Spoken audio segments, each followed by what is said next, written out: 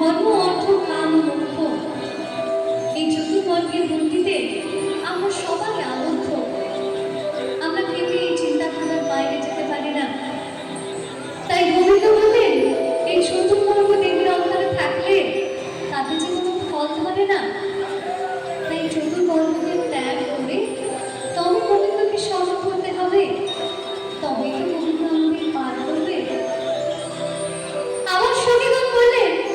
বেশ, তাহলে আমরা পাঁচ আনা দেব হে,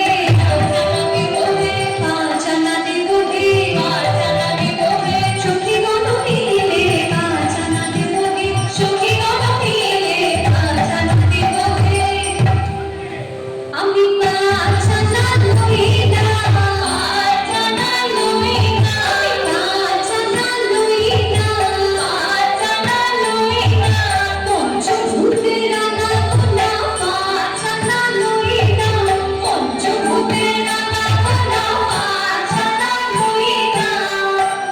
পঞ্চভূত অর্থাৎ কিনা ক্ষিতি অব তেজ মরুদ বোম, যা দিয়ে আমাদের এই দেহ গঠিত হয়েছে।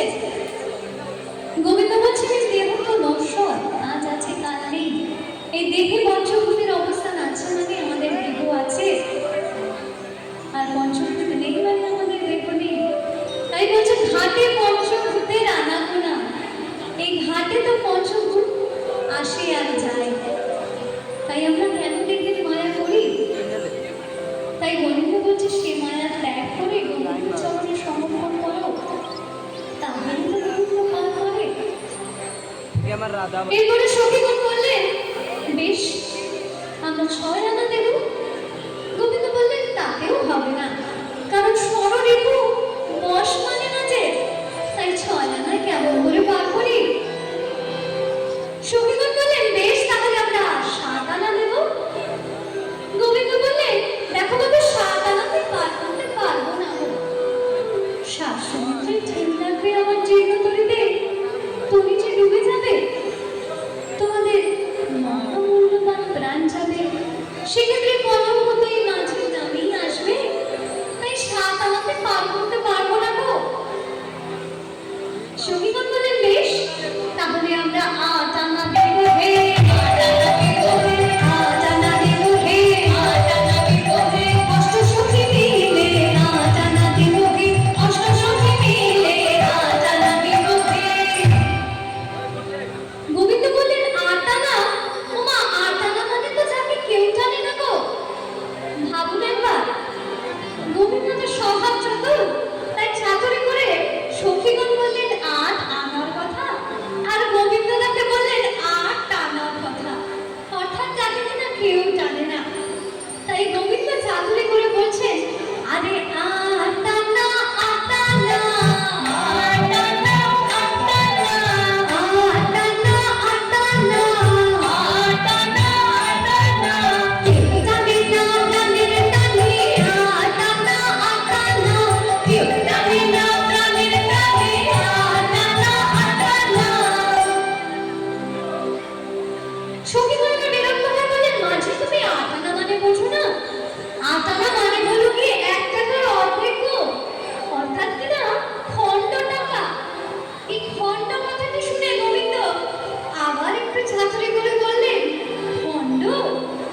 কিন্তু আমি খণ্ড তো লই না, খণ্ড তো লই না, আমি খণ্ড তো লই না, খণ্ড তো লই না, খণ্ড চৈতন্য আমি খণ্ড তো লই না, অখণ্ড চৈতন্য আমি খণ্ড তো লই না।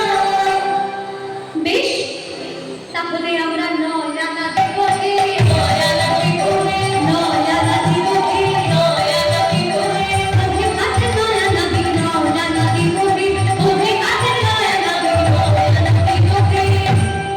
সখীগণ বিরক্ত হয়ে বললেন ওহে ঘাটের 9 আনা দেব, তুমি তো দেখছি কিছুই জানো না, আমরা তোমার 9 আনা দেব, এবার তো পার করে দাও। গোবিন্দ বললেন আমি যে নয়া নয়, অর্থাৎ আমি নতুন নয়, আমি যে যুগে যুগে পার করে আসছি। গোবিন্দ কি কখনো ঘাটের নয়া নাবিক হয় যে আমাদের যুগে যুগে পার করে আসে? তাই গোবিন্দ বললেন আমি নয়া না, নয়া না, নয়া না, নয়া না, নয়া না, নয়া না, বহু যুগে পুরানা, নয়া না, নয়া না, নয়া না, নয়া না, যুগে যুগে পার করি, নয়া না, নয়া না, যুগে যুগে পার করি, নয়া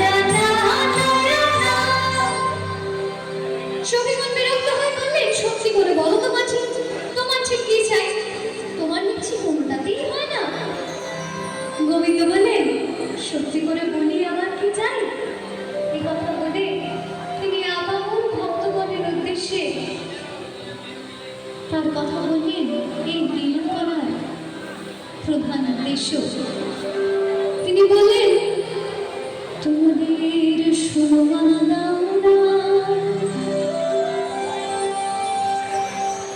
তোমাদের শুভমানা দাও না। কিভাবে দেবেন এই শুভমানা? তাও বললেন, বললেন দশে ছয় জোরে শুভমানা দাও না। কি দশ আর কি বা ছয়, কেমন ভাবেই বা যোগ করবেন?